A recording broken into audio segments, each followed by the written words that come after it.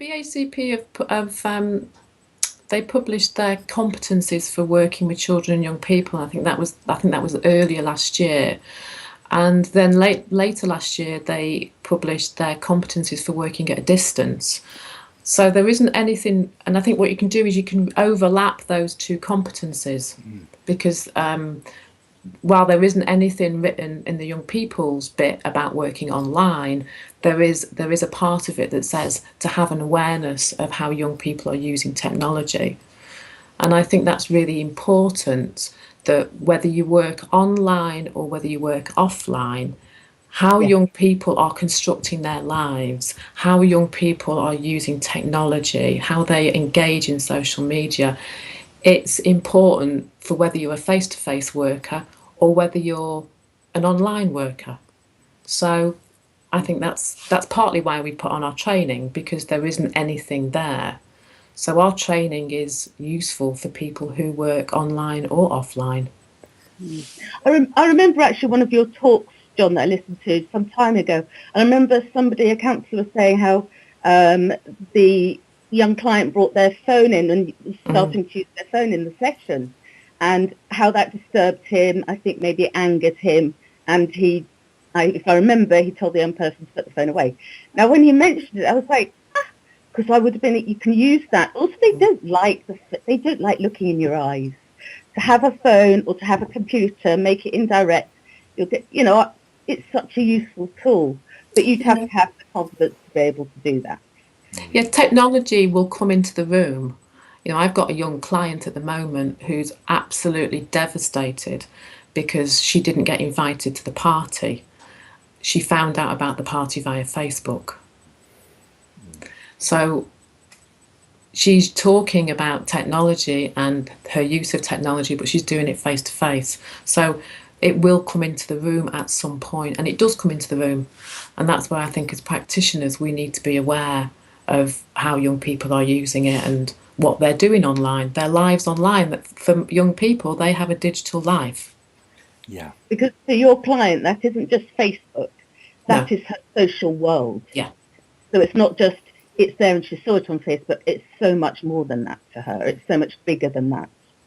And you were saying, John, earlier on to us about whether or not we should engage in technology ourselves, or like, so if we're working with, and I do, so that I try and keep as up to date as I can, but then I'm not going to try and keep up with the youngsters either, because I'm not that. I am the age I am, and they expect me to be appropriate to my age. But I do try and keep up to date, and I do use Facebook because I enjoy it. I enjoy that side of technology and communication.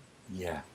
So that it's in how familiar do we feel, like when it's being described to us, whether we're working online or the client's in the room with us. Do we know the kind of terms that young people are using, and if they're starting to talk about other social networks? There are other social networks beyond Facebook, aren't there? Things. No, I mean, social network sites, they come and go. So what is popular this year might not be popular next year or the year after. So, I mean, in my experience, I don't sometimes have a clue what a young person is talking about, but they've always been very willing to educate me. So it's about me saying, I don't know what you're talking about. And they'll laugh. They usually laugh and say, how old are you? Okay. They laugh anyway, and then they'll be quite up for it, because I think it's really empowering for young people as well when they can actually say to an adult, I've actually got more skills than you. Yeah. So that can be really helpful. It's like asking someone to explain their cultural differences. What does that mean to them? So it's okay to ask questions.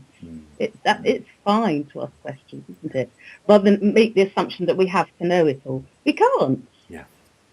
We can't. And when you're thinking about colleagues in the field, fellow practitioners, do you have a sense of what we don't know? Like, there's a question in the chat room here.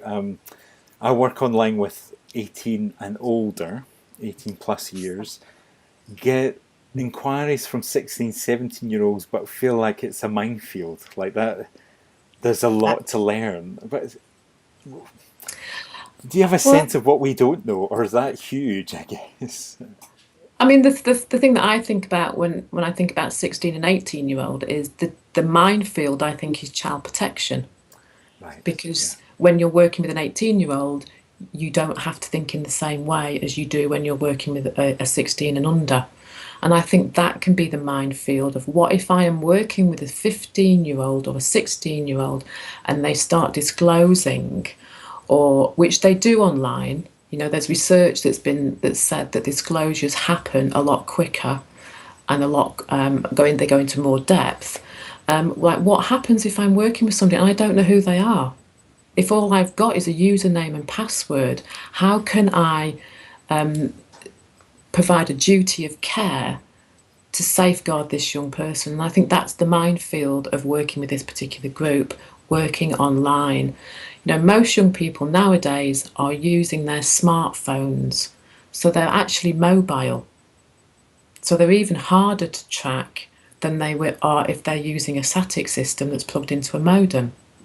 And they're even more Yeah, in the moment, aren't they? So they yeah, will contact you right at the source of their distress. yeah. So not even gone home, put on the computer. Things have changed. And also, while you were talking, Sally, I was thinking about the talk that Peter Jenkins did with you, actually, John.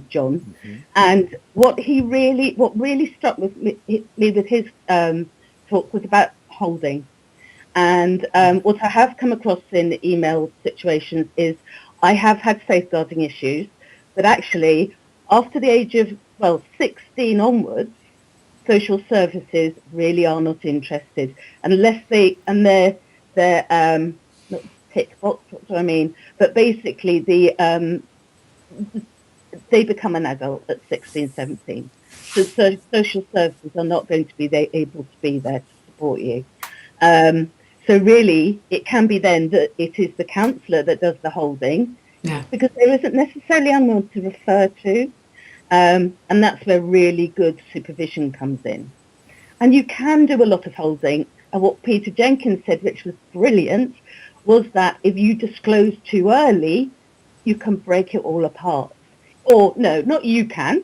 It might all break down and fall apart. So actually, we have a responsibility to hold for a small amount of time if we can, if we're able, competent. I think that's one of the major differences between working with safeguarding issues online and offline. I think online, if you're a school counsellor, you know the young person who's sat in front of you. You know their form, their date of birth, their address. You might have had contact with the parents.